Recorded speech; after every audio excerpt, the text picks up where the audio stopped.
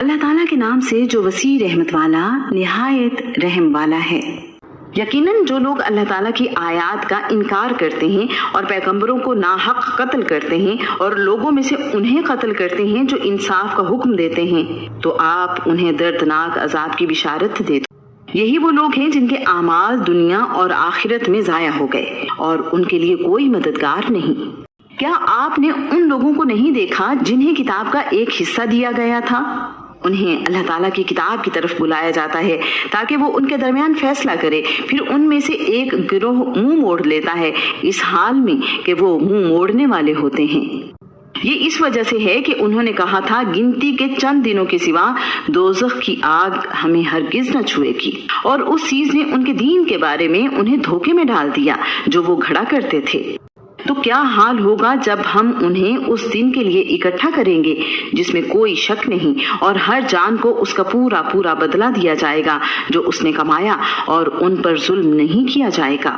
آپ کہہ دیں، اے اللہ بادشاہی کے مالک، تو جس کو چاہتا ہے بادشاہی دیتا ہے اور جس سے چاہتا ہے بادشاہی چھین لیتا ہے،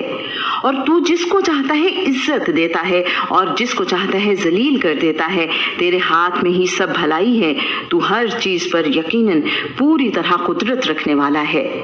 تو ہی رات کو دن میں داخل کرتا ہے اور تو ہی دن کو رات میں داخل کرتا ہے،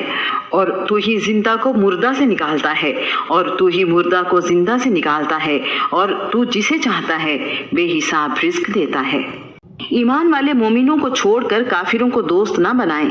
اور جو ایسا کرے گا تو وہ اللہ تعالیٰ کی طرف سے کسی چیز میں نہیں مگر یہ کہ تم ان سے بچو، کسی طرح سے بچنا، اور اللہ تعالیٰ تمہیں اپنی ذات سے ڈراتا ہے اور اللہ تعالیٰ ہی کی طرف لوٹ کر جانا ہے۔ آپ کہہ دو، جو تمہارے سینوں میں ہے تم اسے چھپاؤ یا اسے ظاہر کرو، اللہ تعالیٰ اس کو جانتا ہے، اور جو آسمانوں میں ہے اور جو زمین میں ہے اللہ تعالیٰ اس کو بھی جانتا ہے، اور اللہ تعالیٰ ہر چیز پر پوری طرح قدرت رکھنے والا ہے۔ جس دن ہر نفس اس کو موجود پائے گا جو اس نے نیکی کی اور جو اس نے برائی کی، اس دن آدمی تمنا کرے گا کاش اس کے اور اس کی برائیوں کے درمیان میں بہت دور کا فاصلہ ہوتا۔